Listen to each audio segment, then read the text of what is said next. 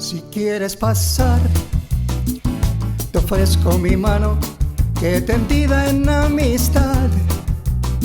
Enlace la tuya y busquemos muchas más, que unidas por siempre hagamos de amor un puente, el puente de la esperanza, de paz y felicidad.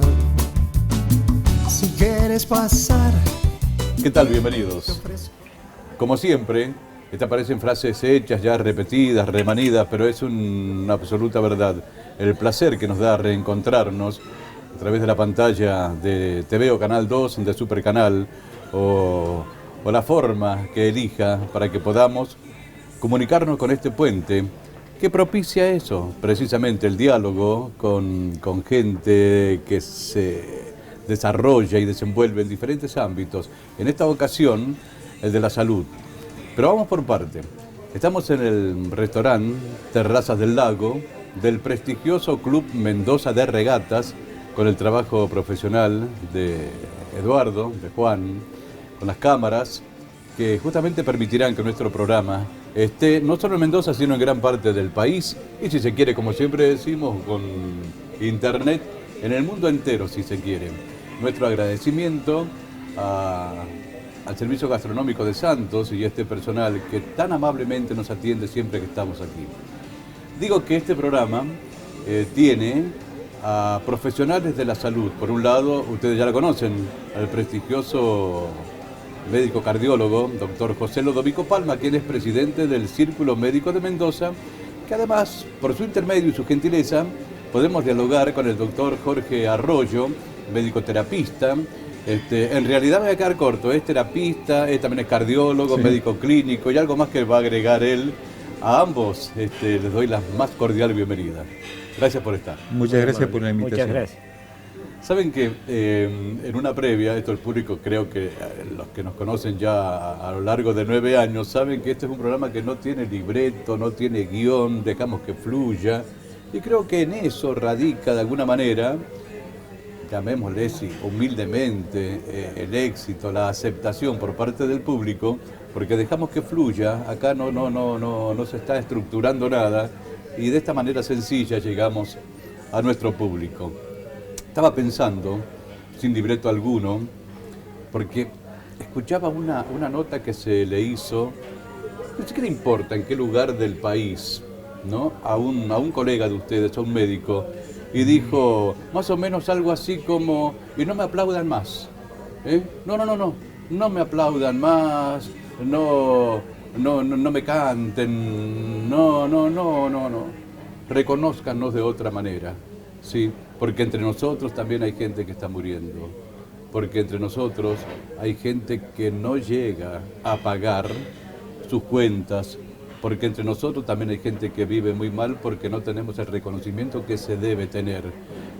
No, gracias por los aplausos, pero no es esto lo que necesitamos. ¿Coinciden ustedes con esa expresión de un médico que no sé ni cómo se llama ni de dónde lo escuché? ¿Usted, doctor? Sí, coincido en el hecho de que las condiciones laborales en las que se desenvuelve nuestra profesión, especialmente en estas condiciones de pandemia, no son las adecuadas. Y cuando hablamos de condiciones laborales, me refiero a estructurales, a equipamiento, a personal de la salud, no solamente médicos, sino todo el personal paramédico. Toda la disponibilidad de recursos no es la adecuada y tampoco tenemos una compensación económica que sea equivalente al esfuerzo y al trabajo que se desarrolla, que como ustedes saben requiere muchos años de estudio, de formación. Recién en una charla previa con el doctor Arroyo, él decía que estudiaba todos los días, sí. Y bueno, eso vale, estar actualizado y estudiar todos los días vale muchísimo. Y eso me parece que no se considera, y es por eso que a lo largo del país hay manifestaciones de todo tipo reclamando esto. Y quiero acotar, sin hacer muy larga la respuesta, se ha puesto a los residentes en trabajos médicos que no le correspondía, porque el sistema de residencia es un sistema formativo y se los ha mandado a la primera línea de acción en esta pandemia sin muchas veces la herramienta, sin la supervisación necesaria y obviamente con resultados que no sabemos porque el Estado no controla la atención médica. Correcto. Ni la atención sanitaria en general. Sí, me quedo pensando en esto que muchas veces es necesario y admisible. Estoy pensando en lo que se llama prueba y error, pero en lo que refiere a la salud y mucho más en casos extremos, es como que nadie está dispuesto a aceptar, ¿no?, a que se experimente con uno. Sí. En algún momento, voy a usar una metáfora ahora, porque cuando hablaba recién y le pregunté si estaba de acuerdo con aquello que dice, no me aplauda más, no, le agradezco, pero no es eso lo que necesito. Yo digo, el criterio común, quizás en todo el mundo, gran parte del mundo, pero sin duda en la Argentina, es como que requiere que se lo lleve a terapia intensiva. Entonces yo decir, a ver, pero pará, porque el tema del terapista es un conocimiento en el cual es especializado, por supuesto, el doctor Jorge Arroyo, y que luego vamos a detenernos, si nos le parece, un poquito más en el tema. Sí. Pero quiero volver a algo. El doctor dijo, esta carrera que demanda mucho estudio, mucha lectura. Usted recién comentaba antes de empezar el programa que, dígalo usted porque me encantó eso, que alguien que le dijo que si no leía todos los días, ¿qué pasaba? No, al revés. Lo que me dijo fue, Jorge, si lees todos los días, estás condenado a ser un buen médico. No hay otra alternativa. Y a partir de eso, porque me lo dijo un gran profesor en mi residencia, y que era alguien admirable por sus conocimientos, me quedó tan grabado que siempre lo hice. Y traté de transmitírselo a los residentes que yo tuve a cargo. O sea, el tema de la medicina es que como cambia tan rápidamente, si vos estás 2 años sin leer, por decirte una cifra cualquiera, pasó el tren, ¿viste? O sea, ya cambió todo. Lo que yo aprendí en la facultad, directamente no existe más. No existe más. Esos tratamientos, pero hace mucho tiempo que no existen más.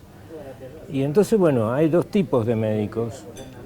Los que leen las revistas buenas, actualizadas, generalmente son en inglés, y los que se guían por lo que por ahí le dicen los agentes de propaganda médica. Claro. Que le llenan de folletos y papelitos, y entonces uno lee eso y se la cree, ¿no? Cosa que no debería. Así que, bueno, es muy interesante el tema, y yo quería agregar a lo que dijo Lodovico otra cosa importante. En el caso de terapia intensiva, el hecho que los salarios no sean los adecuados hace que los médicos tengan que hacer guardias en otros lugares. Entonces, es un trabajo estresante. Tenemos una enfermedad propia, se llama burnout, o sea, enfermedad del quemado, que implica un esfuerzo con un estrés desmedido. Entonces, la única alternativa para resolver esa enfermedad o disminuirla o que no aparezca es el descanso. Pero como no te alcanza el salario, en lugar de ir a descansar después de hacer la guardia, te metes en otra guardia, en otra clínica o en otro lugar, y entonces eso hace que esta enfermedad sea mucho más frecuente. Y eso no solamente le pasa a los médicos, sino que le pasa a los enfermeros y a los kinesiólogos, claro, que es el equipo de medicina crítica. Y la otra cosa que quería agregar es que está totalmente demostrado que un servicio manejado por médicos especialistas en terapia intensiva tiene resultados totalmente distintos de un servicio que funcionan con médicos que han rotado durante 2 o 3 meses por terapia, pero que no conocen esta especialidad que implica 4 años de capacitación. Bien. Eso recuerdo, doctor José Lodovico Palma, cuando usted lo expresó claramente, con mucho pesar, cuando dijo, por la falta de médico-terapistas, hasta hay médicos que se están iniciando, residentes que deben cumplir con esta función, con la falta de conocimiento y experiencia, y con el riesgo que finalmente esto implica, ¿no? Pero el tema es el siguiente. El tema es de que en la Argentina Sí. no tenemos un sistema de salud y una planificación del sistema de salud que aborde efectivamente la gestión del recurso humano.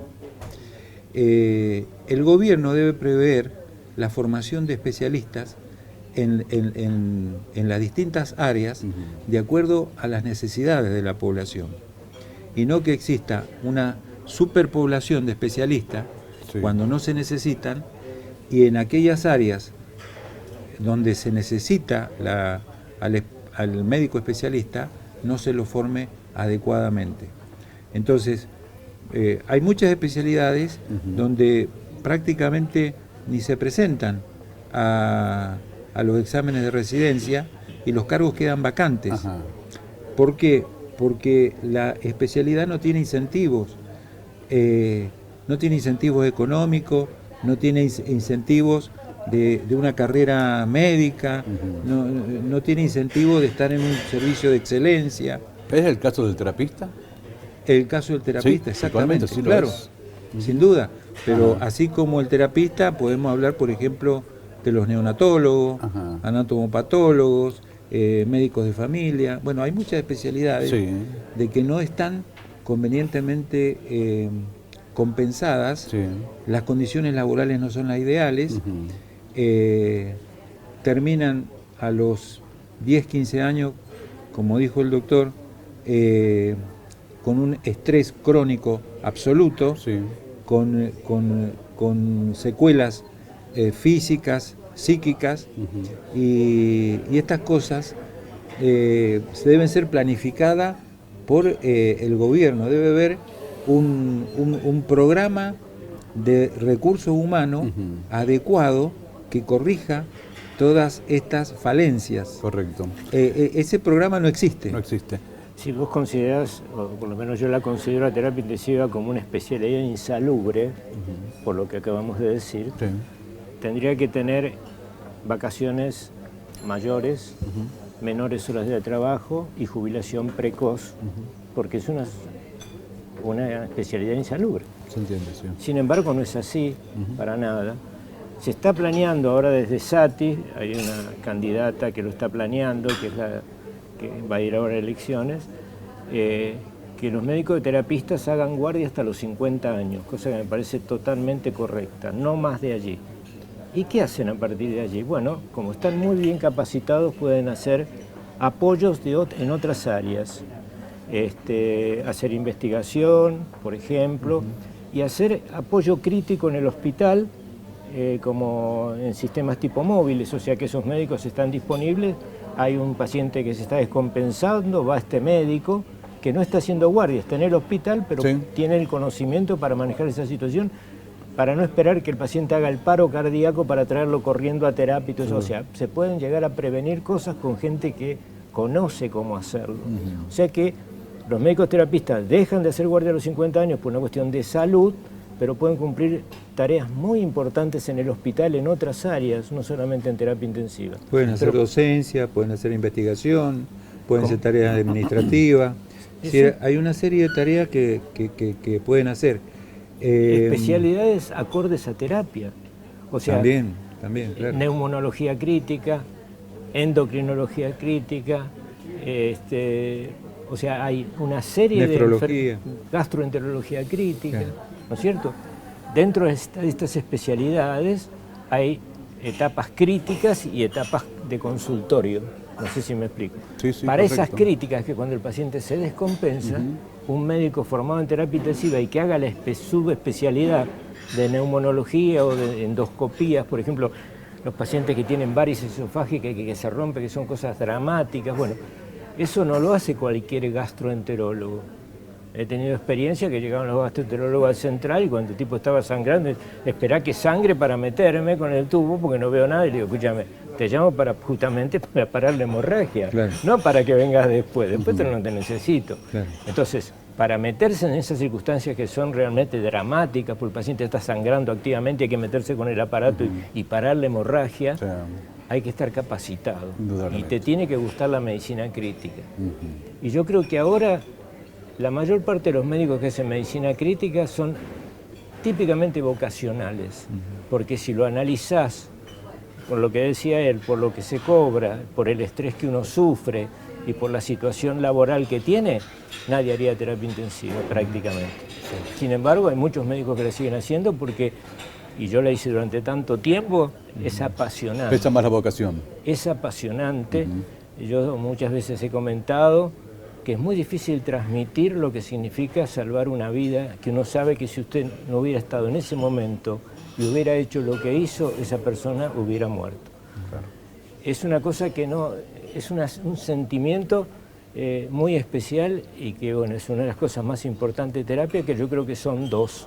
Una es salvar a los salvables y otra es permitir morir dignamente a los que no tienen solución, que es otro temazo. Temazo que yo le pido por favor que Sí, por un momentito lo deje ahí, pero un temazo que le voy a pedir por favor que lo aborde enseguida. Sí, cómo no. Yo pensando en dos frentes que abrieron. Uno, cuando se habla de estas falencias, se nota que no son desde la pandemia en adelante, sino que muchas existen desde antes y que la pandemia Totalmente. lo pone en mayor evidencia. Totalmente. Yo dije hace un tiempo largo que me vengo diciendo a mí mismo que no me puedo permitir hacer preguntas con cierta ingenuidad, porque uno debe peinar las canas o no, como sea, así, bueno, por algo, pasaron los años, no puedo permitirme ser ingenuo. Pero también me digo, tampoco puedo ser tan pesimista y no dar lugar por ahí a la sorpresa, a la esperanza, ¿no? Pero yo, acaba la pregunta. ¿Ustedes creen que después de todo esto que ha evidenciado la pandemia, se pueda cambiar aquí en la Argentina? De pronto alguien diga, es necesario, como usted lo dijo, el cambio de políticas, de gobierno, que de una vez por todas ya comiencen a dar solución a estos problemas. ¿Ustedes también se ilusionan con esto o creen que no? Mire, nosotros somos viejos médicos y ya hemos pasado por muchas circunstancias. Sí. Lo que se hace frecuentemente es apagar incendios, poner parches, tratar de que algunas circunstancias no se conozcan en los medios y que la cosa siga igual.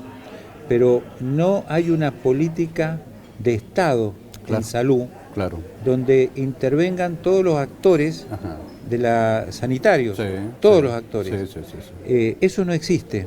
Tiene que haber un gobierno de consenso que llame a las distintas partes y ejecute un plan de ese tipo. Bien. En este momento no sucede eso. Esta tarde participé en un Zoom en un congreso confederal de la Confederación Médica de Buenos Aires. Y estábamos hablando con algunos colegas y decíamos, en el break, decíamos, ¿cuántos médicos estaban a cargo de la terapia y tenían el título de especialista? Esa es una cuestión que, por ejemplo, al defensor del pueblo, de la salud, que lo tenemos, que está la figura, se interesó por saber si todas las terapias estaban atendidas por especialistas o gente capacitada. ¿Lo sabemos eso? No lo sabemos. Y es una cosa importante. Claro. Es una cosa importante. ¿Estaban todos los medios a disposición? ¿Estaban todos los medios a disposición? No lo sabemos tampoco. ¿Y qué pasó? ¿El Estado no controla esas cosas? ¿No controla esas cosas? No, seguro, entiendo. Es decir, por ejemplo, el doctor la otra vez estuvo conversando conmigo y estábamos hablando de los respiradores. Que de amplio uso, se compraron muchísimos respiradores con motivo de la pandemia. Esos respiradores son computarizados, hay que saberlos. Primero, que hay que saber hacer un diagnóstico para saber cómo utilizarlo el respirador, en qué circunstancias y con qué características. Sí. Todos los médicos que estaban en terapia conocían el manejo del respirador y tenían la capacidad de aplicarlo de la forma correcta. Son todos interrogantes que uno tiene y no tiene la certeza, porque nadie da esa información. Yo te la contesto. No. No, claro. Así de simple. Es lo que se suponía. Porque en terapia, a diferencia de otros servicios, Sí. no alcanza con que el jefe sea especialista. Claro. Sí. No alcanza porque el jefe sea especialista. ¿Por qué? Porque el jefe, por más que sea el mejor, Ajá. está, ponele 8 horas. ¿Y qué pasa en la hora 9? Gracias. O en la 10ª o en la 12, cuando el médico que está a cargo del Sí, servicio sí. tiene que resolver cosas y el jefe no está. Claro. ¿Qué Por pasa? eso el médico de guardia también tiene que ser especialista. No te alcanza, porque en otros servicios, como por ejemplo en clínica médica, las decisiones que se toman en el pase de sala tienen validez hasta el otro día. En terapia intensiva, en 6 horas, un enfermo es otro enfermo. Sí, sí. Y tenés que tomar nuevas decisiones. Sí. Y ahí el jefe ya no está. Entonces, el que está tiene que tener la capacidad de hacerlo. Por eso que no podés reemplazarlos, pueden ayudar, pero siempre tiene que haber un especialista de guardia, quizás ayudado por otros médicos que no tengan la especialidad, pero tiene que haber un especialista. Y eso no ocurre porque no alcanzan. Es así de simple. Leíste en los diarios en el peor momento cuando en Jujuy fueron médicos terapistas de Córdoba. Sí, Entonces claro. desvestían un santo, porque en Córdoba tampoco sobran, para vestir otro de acuerdo a las necesidades. Sí, seguro. No, es así de simple. No hay la cantidad suficiente. Sí, vamos a Muchas gracias. proponer ya la primera pausa. Cuántas cosas, ¿no? Que de pronto se dan como para que conozcamos más, por el bien de todos. Y vamos a una pausa. A esta pausa vamos a ir, les digo que nosotros nos movilizamos con Amurat Radio Taxi, con este número tan fácil de memorizar, llamar al 4-303-300. Siempre dice es el del cartelito verde, Amurat Radio Taxi. Quiero comentarles que Viviana Bustamante de la fábrica de Living Prieto, tiene años la fábrica de Living Prieto, ¿no? En Acceso Norte y Pescadores. Y nos mandaba más temprano unas fotos, unos videos, dicen, nos estamos también renovando. Y unos juegos tan lindos que a veces, la verdad que yo tengo un juego de living que está bueno, pero por ahí dan ganas de renovarse, ¿no? Porque renovarse es vivir, ese es el dicho. Luego vamos a ver algunas imágenes. Por otro lado, se han entregado viviendas en estos días. El gobierno de Mendoza ha entregado vivienda en el departamento de San Carlos, Las Heras, Guaymallén, Ciudad, y tenemos imágenes también para compartir con ustedes. Eso por un lado. Recordar que siempre vamos a las pausas con muy breves fragmentos musicales de artistas de Mendoza, algo que con el auspicio de SADAIC propone el Círculo de Autores y Compositores de Música de Mendoza. UDGRA, que es el gremio de los gastronómicos, a propósito, el 2 de agosto fue el Día del Trabajador Gastronómico, pero ya dijeron ellos, todo el mes de agosto, para conmemorar, propiciar la fraternidad. Y Humberto Montivero, que es el secretario general, también cruza este puente con un mensaje para sus afiliados. La pausa y ya volvemos. Los árboles tienen, todos ellos, el nombre de un amigo. Los árboles tienen gestos, frescura, el semblante, el humor de ellos. Tanto se parecen a mis seres queridos. Miren allá, el que está al centro. El plan de mejoramiento urbano en la ciudad de Mendoza no se detiene. Avanzamos mejorando las calles, el arbolado público, las veredas, con más higiene urbana y operativos 360 en los barrios. Conoce el cronograma completo en ciudaddemendoza.gov.ar. Desde el Círculo Médico Salud te presentamos Mendoza Más, un plan pensado para acompañarte en estos tiempos económicos difíciles. Por una cuota mensual muy baja vas a poder acceder a las principales prestaciones: urgencias y cirugías de alta complejidad, consultas médicas, estudios complementarios e internación, medicamentos ambulatorios y crónicos. No te quedes sin cobertura. Consultanos por este plan llamando al 52 46 400 o en nuestras redes sociales. Círculo Médico Salud, siempre junto a vos.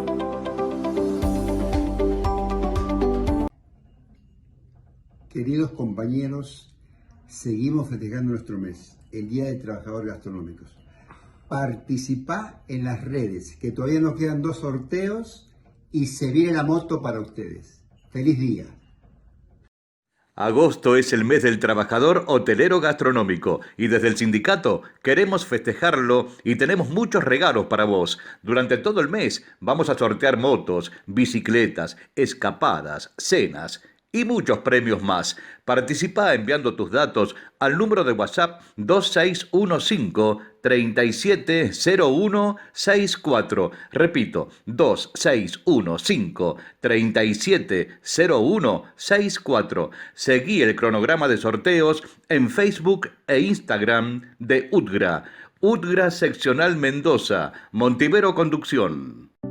El sillón perfecto, el juego de living que buscas, podés pagarlo hasta en 12 o 18 cuotas, o bien beneficiarte con el 30% de descuento que te ofrece Fábrica de Livings Prieto por todo aquello que tiene en stock para entrega inmediata.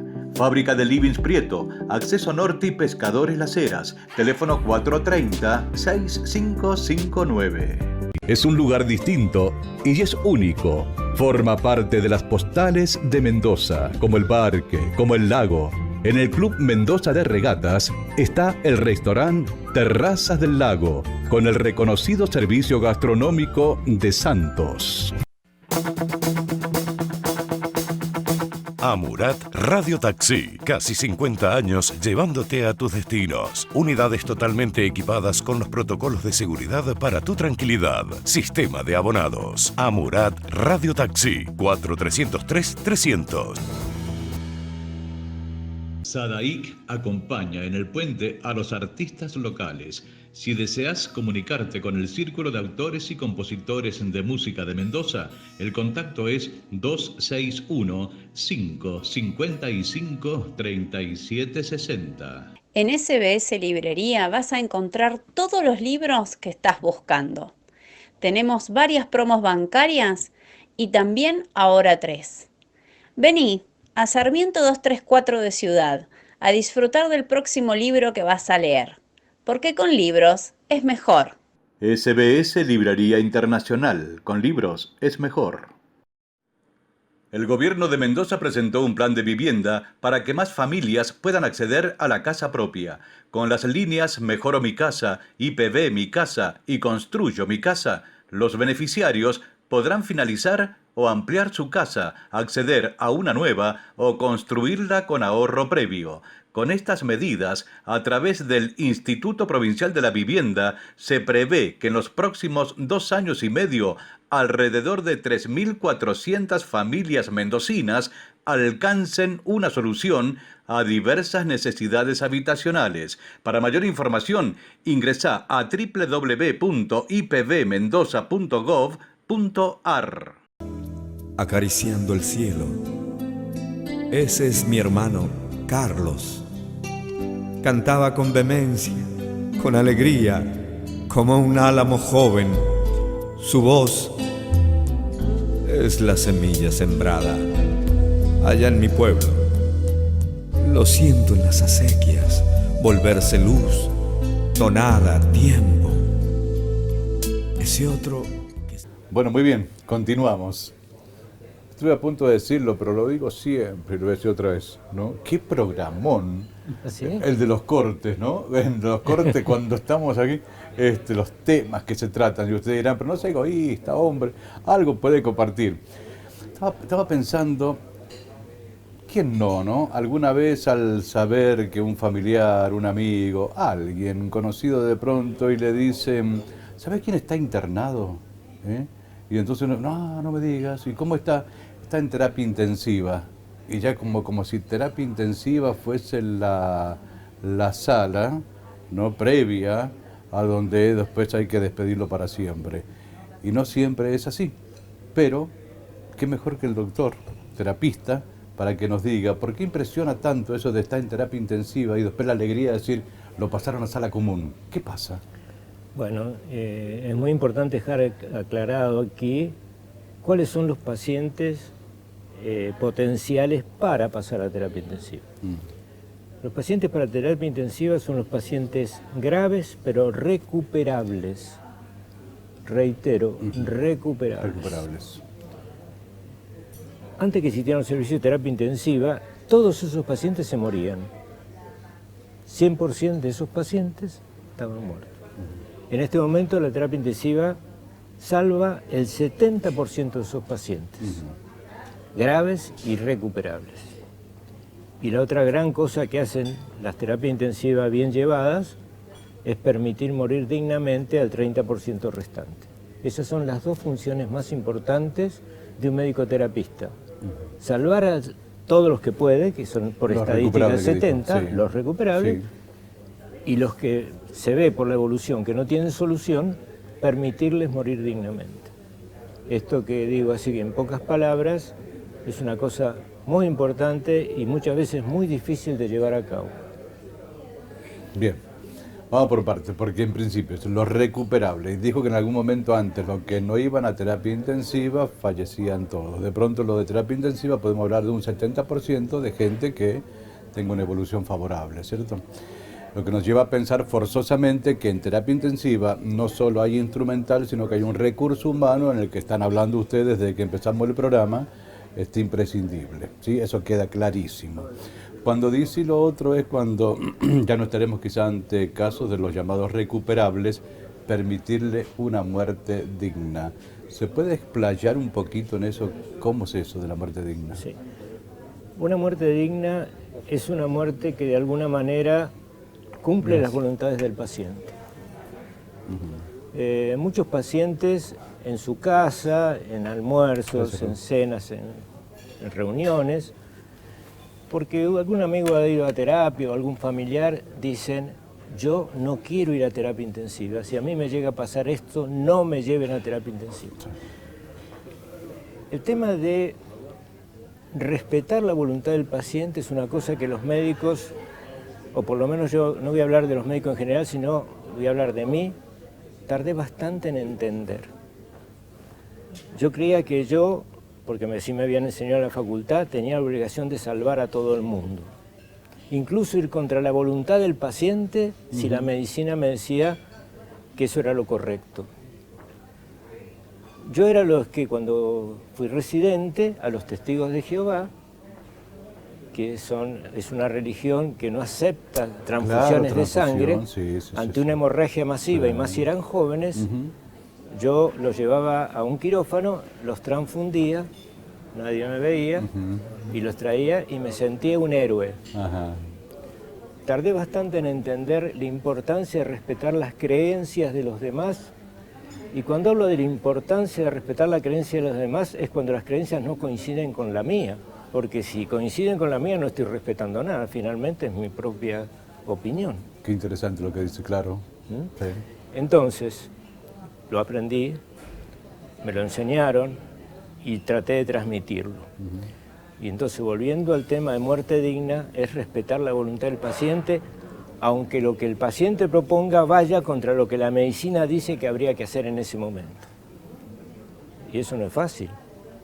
Hay que tener una gran amplitud cerebral de conciencia para tener tomar esa decisión. Por eso que cuando hablábamos de muerte digna, era muy importante, o yo lo hacía así, tres elementos fundamentales para tomar esta decisión, que es una decisión tan difícil. La primera son las evidencias científicas, motivo por el cual hay que estudiar. Hay que estudiar todos los días, estar muy actualizado, porque por ahí salió en los últimos días algo nuevo que podía cambiar la situación de ese paciente, y si yo no lo conozco, no lo aplico. Claro, lógico. Entonces, es fundamental estar bien actualizado. Sí. La segunda cuestión son las leyes de la bioética. Comentábamos que la más importante, que es la primera, es no hacer sufrir, no hacer daño. Y la tercera pata es la opinión de la familia.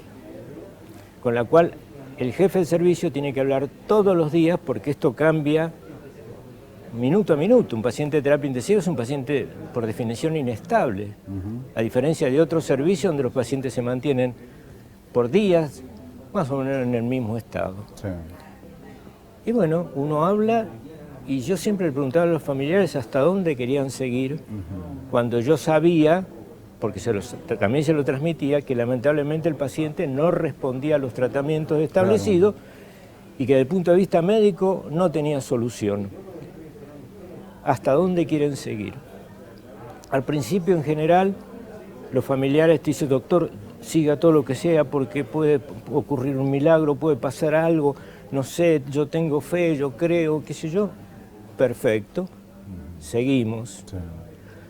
En un momento, y por mi experiencia de muchos años, eran los familiares mismos que decían, doctor, ya sufrió suficiente, porque veían que el paciente perdía hasta sus características físicas, se edematizaba, se escaraba, tenía mal olor, por supuesto estaba inconsciente.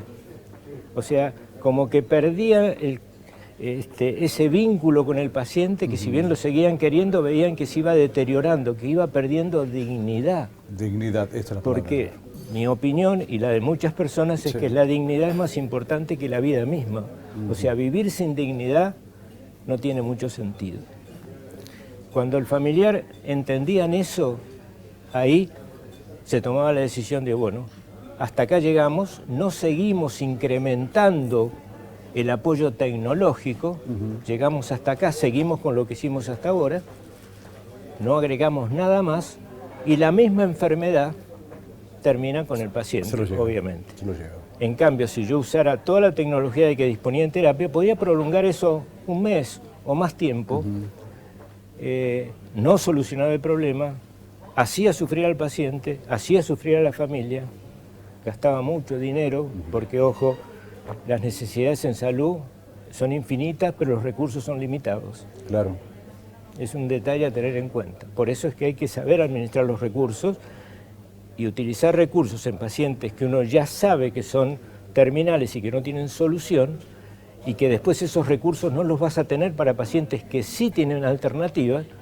Es un tema que es difícil de manejar, ya lo creo, pero que tiene mucha lógica, ¿no es cierto? Y en cuanto los pone a prueba a ustedes, ¿no? Al momento de tener que tomar una decisión. Pasó con los respiradores y el COVID.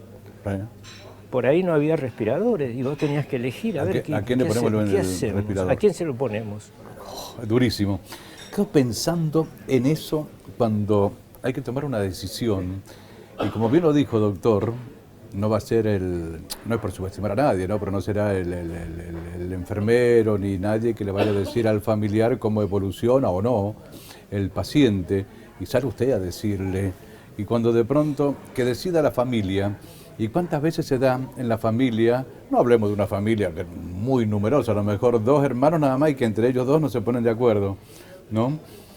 Qué momento tan difícil, porque en definitiva es así, bueno, hágase cargo usted, doctor, porque es como que esperan que usted haga el milagro, ¿no? Sí, sí. Y, bueno, pero otra cosa importante es que el médico no tiene que rehuir a esa gran responsabilidad de decirle a la familia esto no tiene solución. Sí. Porque si yo le digo al familiar, mira, existe la alternativa de terapia intensiva y si bien son pocas las alternativas, porque está muy grave, por lo menos le damos alguna, el familiar, ¿qué va a decir? Vaya a terapia intensiva. Sí. Entonces, el médico clínico o el cirujano o el traumatólogo, previo a terapia, cuando sabe que esto no tiene solución, le tiene que decir claramente al familiar, no tiene solución. Entonces el familiar decide en función de eso.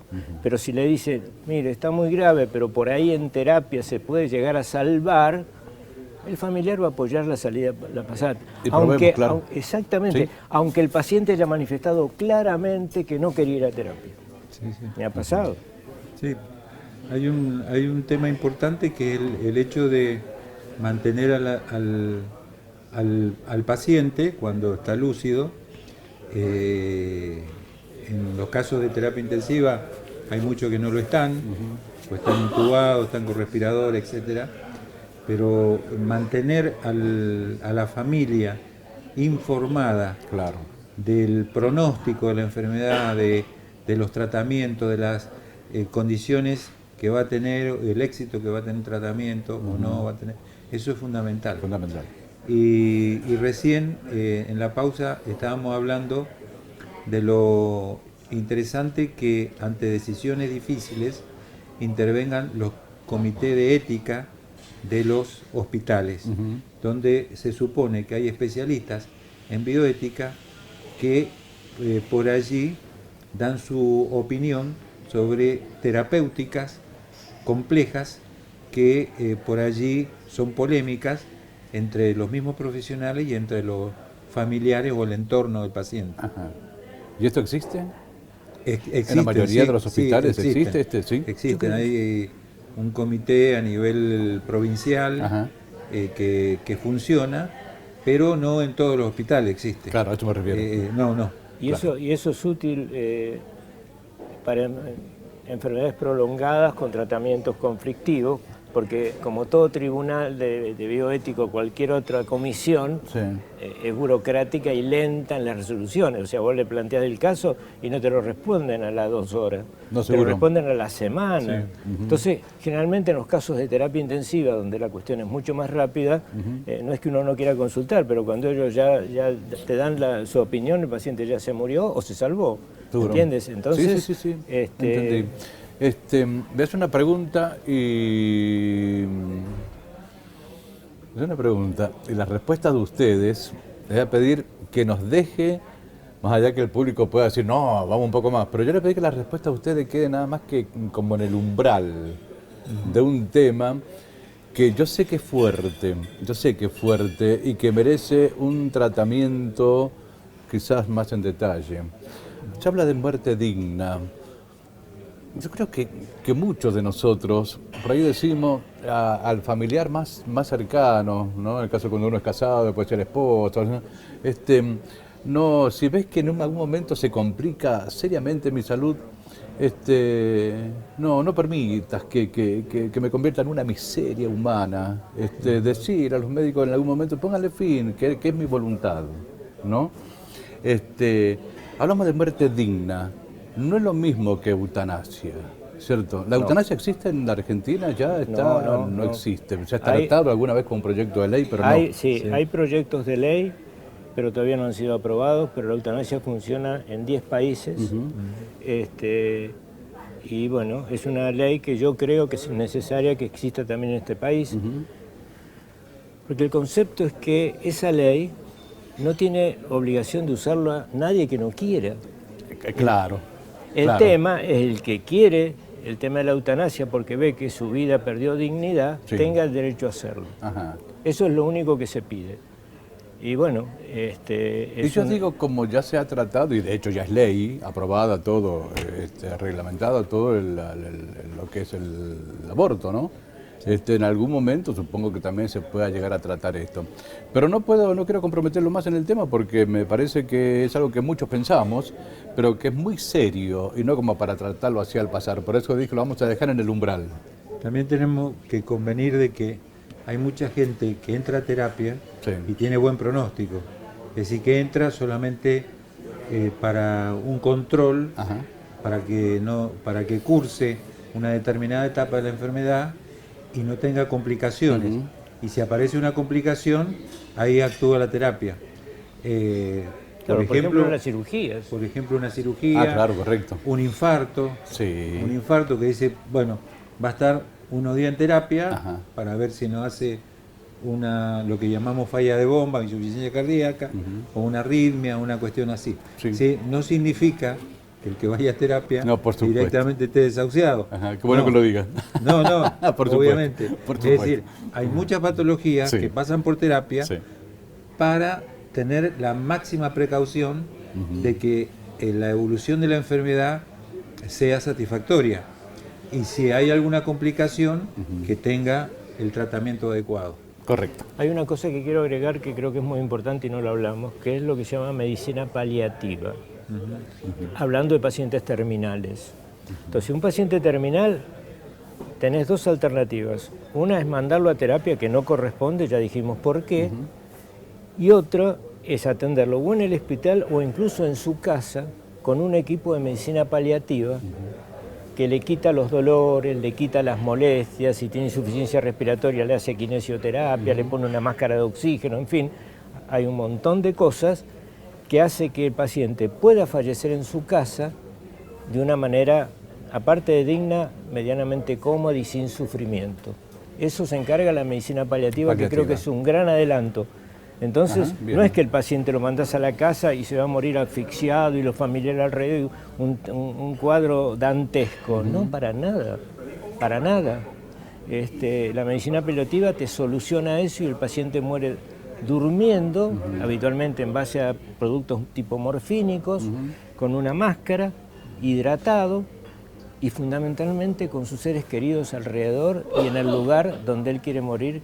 Sumamente importante. Ahí interviene todo un equipo de profesionales que se forman en medicina paliativa y que son anestesista, psiquiatra, asistente social, enfermero, médicos, etcétera. Es decir, es un equipo que se dedica solamente a eso.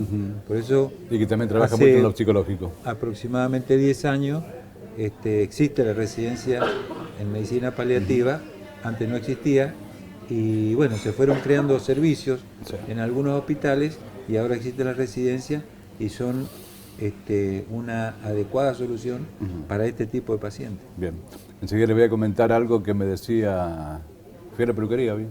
Porque me decía Eduardo el otro día, ya con ese pelo largo de pandemia, estar encerrado, por ahí hay que al volver a la presencialidad, vamos a cortar el pelo. Entonces cuando me reencontré con el peluquero después de hace más de un año, ¿no? Lo primero que nos dijimos, ¿estás vivo? Cuando pasa más de un año, tomando con humor, ¿no? Pero me dijo algo, dice, tuve COVID, estuve internado, yo sentí, desde el momento en que fui internado, que yo no me iba a morir, ¿no? Dice, aun cuando me dijo el médico que había que ver, que a lo mejor me pasaban a terapia intensiva, nunca me vi en terapia intensiva.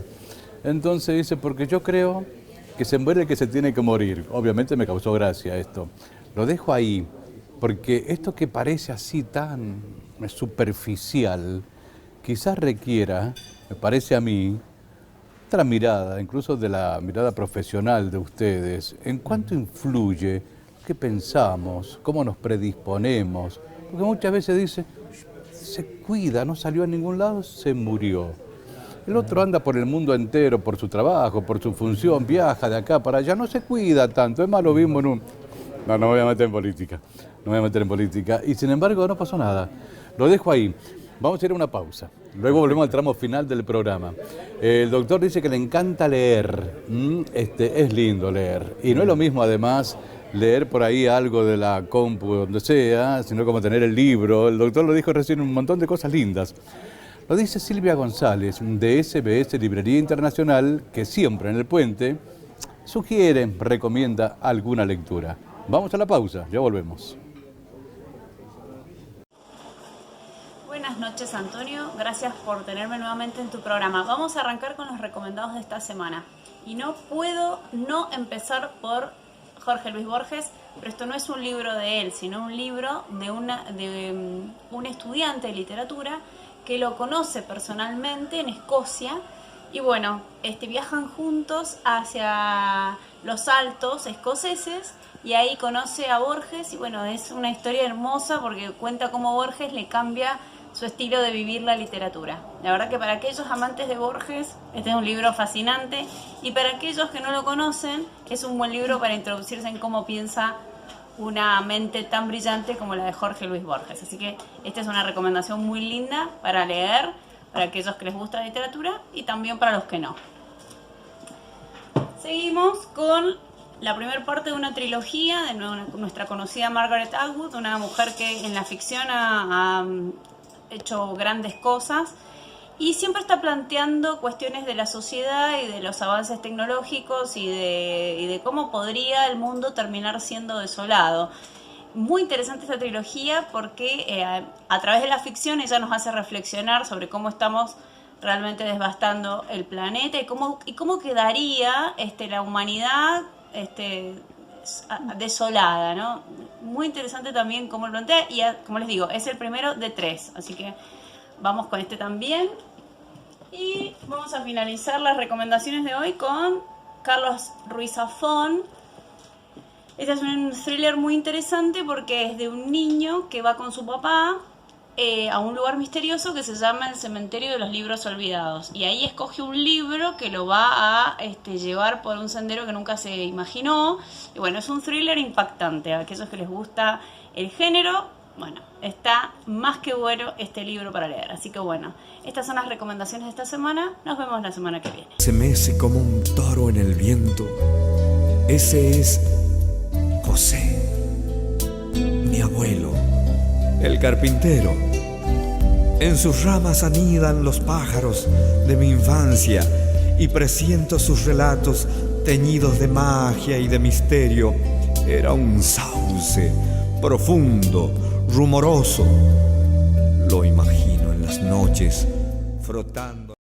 El plan de mejoramiento urbano en la ciudad de Mendoza no se detiene. Avanzamos mejorando las calles, el arbolado público, las veredas, con más higiene urbana y operativos 360 en los barrios. Conoce el cronograma completo en ciudaddemendoza.gov.ar. Desde el Círculo Médico Salud te presentamos Mendoza Más, un plan pensado para acompañarte en estos tiempos económicos difíciles. Por una cuota mensual muy baja vas a poder acceder a las principales prestaciones: urgencias y cirugías de alta complejidad, consultas médicas, estudios complementarios e internación, medicamentos ambulatorios y crónicos. No te quedes sin cobertura. Consultanos por este plan llamando al 52 46 400 o en nuestras redes sociales. Círculo Médico Salud, siempre junto a vos.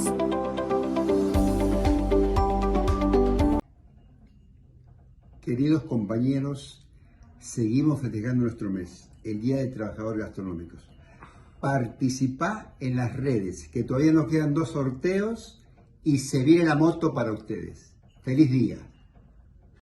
Agosto es el mes del trabajador hotelero gastronómico y desde el sindicato queremos festejarlo y tenemos muchos regalos para vos. Durante todo el mes vamos a sortear motos, bicicletas, escapadas, cenas y muchos premios más. Participa enviando tus datos al número de WhatsApp 2615-370164. Repito, 2615-370164. Seguí el cronograma de sorteos en Facebook e Instagram de UTGRA.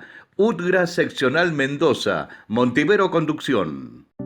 El sillón perfecto, el juego de living que buscas, podés pagarlo hasta en 12 o 18 cuotas, o bien beneficiarte con el 30% de descuento que te ofrece Fábrica de Livings Prieto por todo aquello que tiene en stock para entrega inmediata. Fábrica de Livings Prieto, Acceso Norte y Pescadores Las Heras, teléfono 430-6559. Es un lugar distinto y es único. Forma parte de las postales de Mendoza, como el parque, como el lago. En el Club Mendoza de Regatas está el restaurante Terrazas del Lago, con el reconocido servicio gastronómico de Santos. Amurat Radio Taxi, casi 50 años llevándote a tus destinos. Unidades totalmente equipadas con los protocolos de seguridad para tu tranquilidad. Sistema de abonados. Amurat Radio Taxi, 4303-300. SADAIC acompaña en el puente a los artistas locales. Si deseas comunicarte con el Círculo de Autores y Compositores de Música de Mendoza, el contacto es 261-555-3760. En SBS Librería vas a encontrar todos los libros que estás buscando.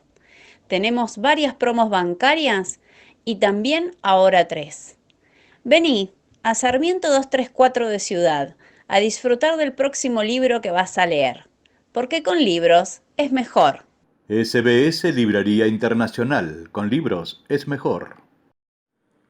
El gobierno de Mendoza presentó un plan de vivienda para que más familias puedan acceder a la casa propia.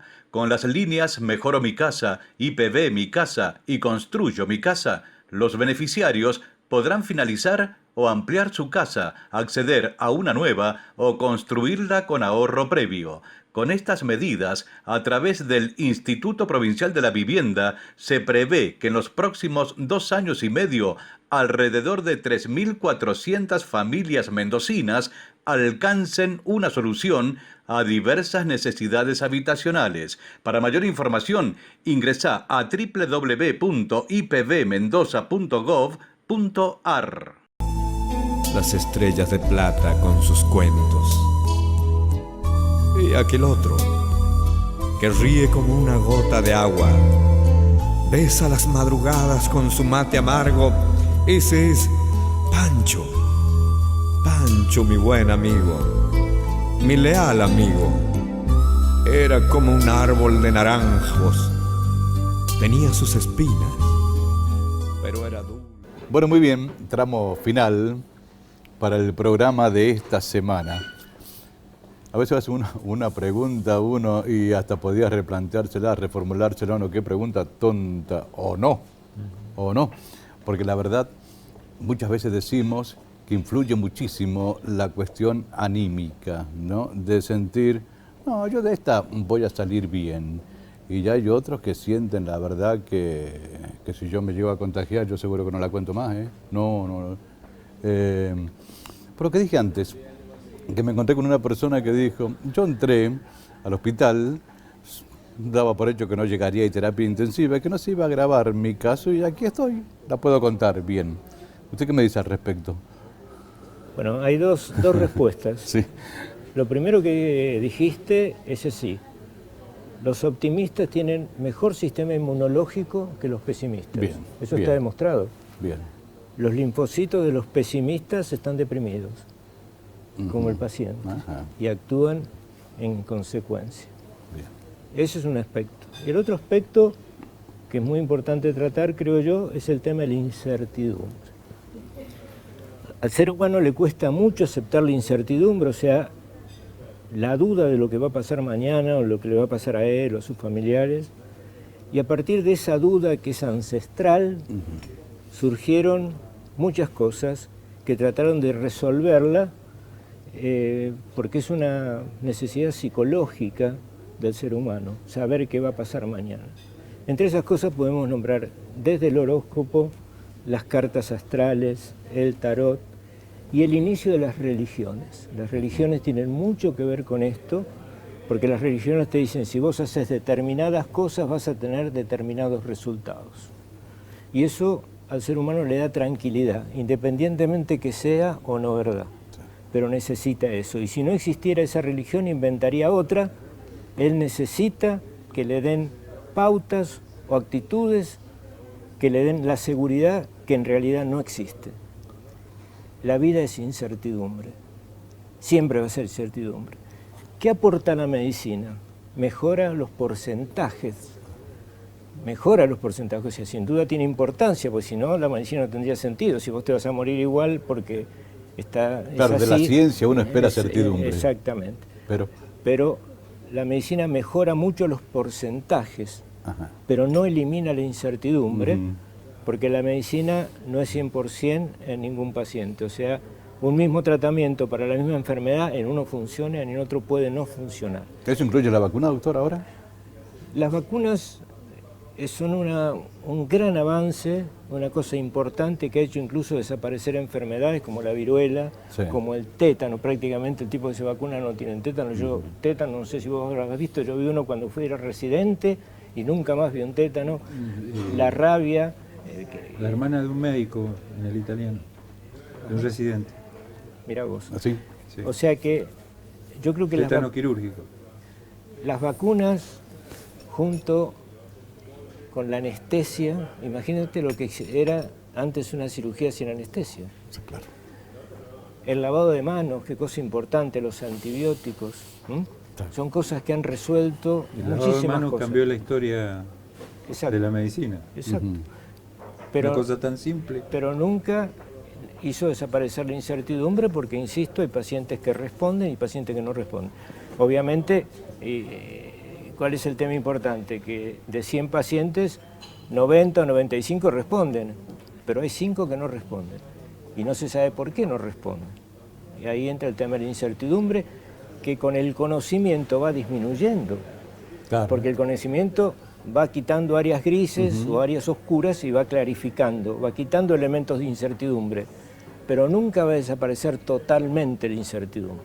Bien. Y todos esos mecanismos parapsicológicos y demás, para resolverla es una tranquilidad para el que cree en eso, pero la incertidumbre sigue funcionando. Está bien, está bien. Muy buena respuesta, ¿eh? Excelente.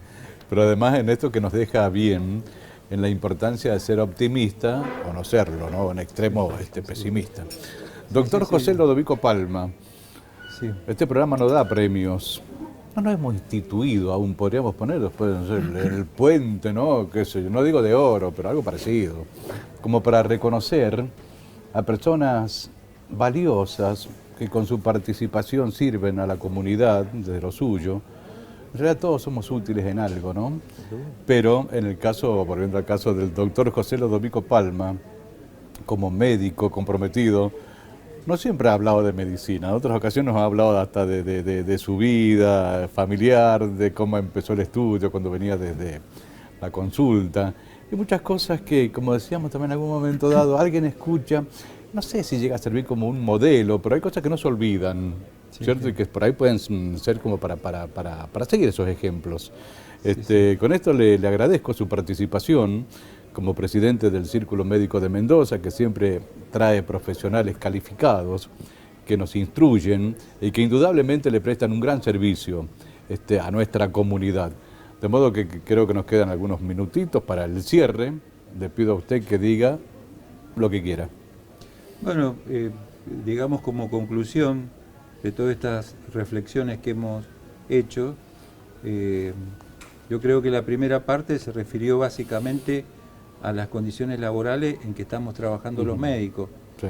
Y ya que mencionó el tema gremial, obviamente nosotros defendemos a rajatablas la formación médica, cosa que en este momento está distorsionada, porque el principal sistema de formación médica de posgrado es la residencia médica, que abarca una cantidad de especialidades, y esa oferta en las universidades no es tan amplia y además no está accesible a todo aquel médico recién recibido. La formación médica es fundamental.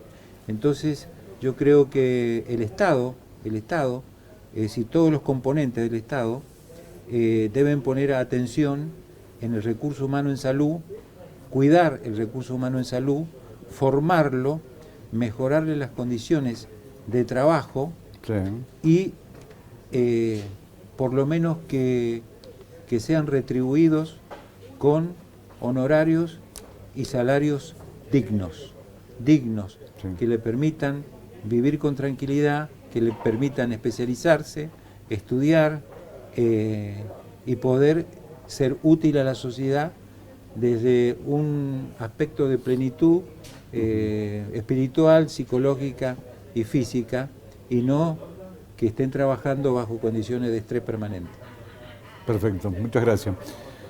Antes que me olvide, el próximo martes estoy tratando de ubicarme ahí en un calendario, porque el público sabe que nosotros grabamos el programa aquí los días jueves, un programa que el domingo a las 12 y luego a las 20 televisa Canal 2 TV o de Supercanal. Luego, cosa que siempre agradecemos, con repeticiones varias en el curso de la semana, y no solo en Mendoza, sino en diferentes puntos del país, y que luego en YouTube, saben que lo pueden ver cualquier día y compartirlo. Pero tengo presente que estamos acá en vísperas del 24 de agosto, día en que desde hace años pretendemos los mendocinos conmemorar, celebrar el Día del Padre. Esto, por supuesto, con la figura de General San Martín, ¿no? Y su paternidad, cosa que todavía no se impone en la fecha comercial del mes de junio. Pero tener presente eso, que el 24 de agosto es el Día del Padre aquí en Mendoza. Y esto me recordó que yo grabamos un programa con los muchachos, hará un par de meses o menos, con concejales del departamento de Maipú, de la UCR.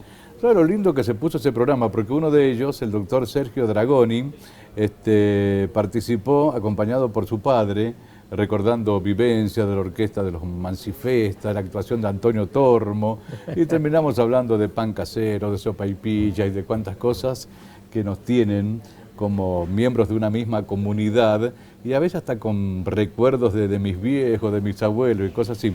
Entonces les había dicho que bueno sería, por el Día del Padre o por ahí, compartir un nuevo programa y hablar con la gente de Maipú.